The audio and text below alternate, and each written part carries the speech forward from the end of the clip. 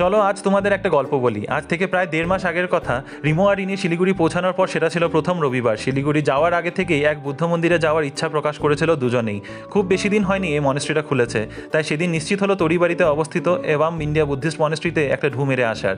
সেখানে পৌঁছিয়ে শুধু তারা দুজন না, তাদের সাথে তাদের মা বাবাদেরও মন আনন্দে মেতে ওঠে। কি অপূর্ব দেখতে, কি দারুণ আবহাওয়া, কি শান্ত পরিবেশ, সবকিছু মিলিয়ে যেন মন জুড়ে নিয়েছিল তাদের। মন্দিরের ভেতরে ভিডিও করা নিষেধ ছিল, তাই ভেতরের বিশাল বুদ্ধমূর্তির যে উজ্জ্বলতা তোমাদের নিজেদের গিয়ে নিজেদের চোখে দর্শন করতে হবে। মন্দিরের চারপাশে ছিল এই মানি হুইল, যেগুলো ঘোরাতে ঘোরাতে ওম মানি পদ্মেহামের মন্ত্র জাপ করে মন্দিরের প্রদক্ষিণা করেছিল তারা সবাই। এই অভিজ্ঞতার অনুভবটাই ছিল একদম অন্যরকম, যা নাকি শব্দে প্রকাশ্য করা যাচ্ছিল না। তোমরাও কি তোমাদের জীবনকালে কোনো বুদ্ধ মন্দিরে গিয়েছো? কেমন ছিল তোমাদের অভিজ্ঞতা সেটা আমাদের কমেন্ট করে জানিও। রিমো, রিনিয়া, তাদের মা বাবারা সবাই খুশি কিন্তু শান্ত মন নিয়ে বেরিয়ে পড়লো এই মনেস্ট্রি থেকে। আগামী পর্বে শোনাবো আরও একটা গল্প। আজকের মিনি ব্লগটা ভালো লেগে থাকলে চ্যানেলটা সাবস্ক্রাইব করো। বাই।